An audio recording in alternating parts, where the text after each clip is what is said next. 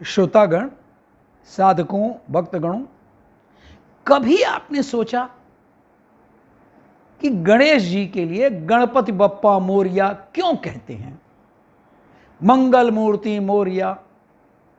कभी गौर किया है कि गणपति बप्पा मोरिया क्यों बोला जाता है? दरअसल ये कथा एक भक्त और उसके भगवान की है, जिसका नाम भगवान गणेश के साथ हमेशा हमेशा के लिए जुट गया।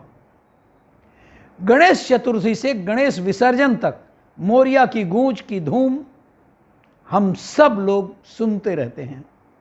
गणपति बप्पा मोरिया, मंगल मूर्ति मोरिया, अर्थात हे मंगलकारी पिता, अगली बार जल्दी आना। गणपति बप्पा से जुड़े इस मोरिया नाम के पीछे का राज है एक गणेश भक्त। सॉरी। कहते हैं 14वीं सदी में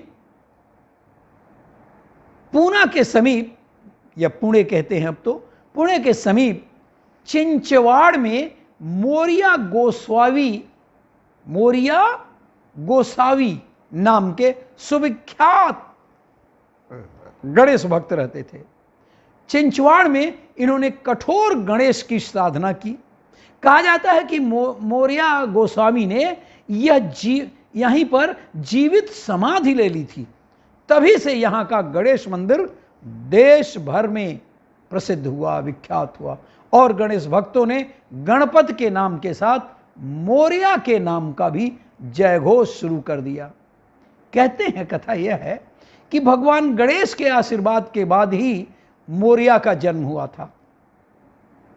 मोरिया एक व्यक्ति था, एक भक्त था, और उसके पिता कठोर साधना गणेश जी की करते थे, और उनके आशीर्वाद से, ऐसा मान्यता है, उनके पिता की मान्यता थी, मोरिया का जन्म हुआ था। और वह अपने माता पिता के साथ ही साथ प्रारंभ से ही गणेश भक्ति में लीन रहने लगा।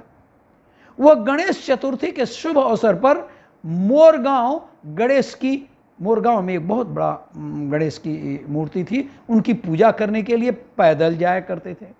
कहा जाता है कि बढ़ती उम्र की वजह से एक दिन खुद अब भगवान गणेश मोरिया को सपने में दिखाई दे और उनसे कहा कि उनकी एक मूर्ति उन्हें नदी में मिलेगी, और इसके बाद जैसा उन्होंने सपने में देखा था वैसा ही हुआ। नदी में स्नान कर रहे थे, और स्नान करते समय मोरिया को उन्हें एक गणेश की प्रतिमा प्राप्त हुई।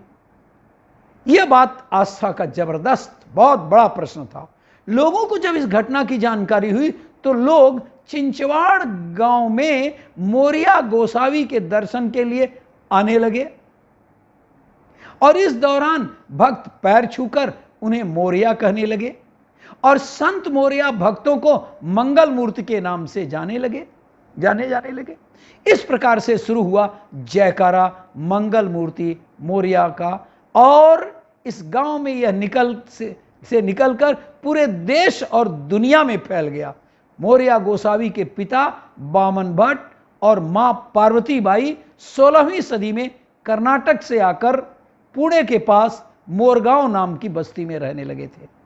प्राचीन काल से हिंदू समाज शैव, शाक्त, वैष्णव और गणपति संप्रदाय में, गाणपत्य बोलते हैं उसको, उसमें विभाजित रहा है। गणेश के उपासक गाणपत्य कहलाते हैं, और इस संप्रदाय के लोग महाराष्ट्र, गोवा और कर्नाटक में ज्यादा हैं। बहरहाल गाणपत्य संप्रदाय के बामन भट्ट और पार्वती बाई पुणे के समीप मोरगांव में यूं ही आकर नहीं बस गए होंगे।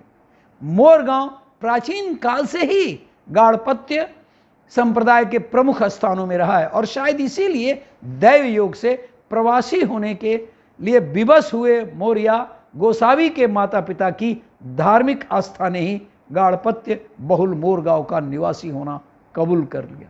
कहते हैं बामन भट्ट और पार्वती को मयूरेश्वर की आराधना से ये पुत्र प्राप्त हुआ था मोरिया। परंपरा अनुसार उन्होंने आराध्य के नाम पर ही संतान का नाम मोरिया रख दिया, और मोरिया भी बचपन से ही गणेश भक्त हो गया था। उन्होंने थेऊर में जाकर तपस्या किया था। जिसके बाद उन्हें सिद्धावस्था में गणेश की अनुभूति हुई और तभी से उन्हें मोरिया अथवा मोरोबा गोस्वामी की ख्याति मिल गई। उन्होंने वेद, वेदांग, पुराण, उपनिषद की गहन शिक्षा प्राप्त की और युवावस्था में वे गृहस्थ संत हो गए। माता पिता के स्वर्गवास के बाद वे पुणे के समीप पवना नदी के किनारे चिंचवड़ में आश्रम बनाकर रहने लगे और इस आश्रम में मोरिया गोसावी अपनी धार्मिक आध्यात्मिक गतिविधियां चलाने लगे। उनकी ख्याति अब पहले से भी अधिक बढ़ने लगी। समर्थ रामदास और संत तुकाराम के नियमित तौर पर चिंचवड़ आते रहते थे मोरिया के से भेंट करने के लिए। उनके मन में मोरिया गोसावी के लिए बड़ा आदर था। उनके पुत्र चिंतामणि ने बाद में समाधि पर मंदिर की स्थापना की। किसके? मोरिया के पुत्र। यही नहीं, आसपास के अन्य गणेश स्थानों का भी संभाल किया उन्होंने और इसके लिए भी मोरिया गोस्वामी ने बहुत काम किया। अष्टविनायक यात्रा की शुरुआत भी मोरिया गोसावी ने ही कराई थी और इस कड़ी के प्रथम गणेश मयूरेश्वर ही हैं। और इस प्रकार गणपति मोरिया की बात आपके समझ में आ गई हो।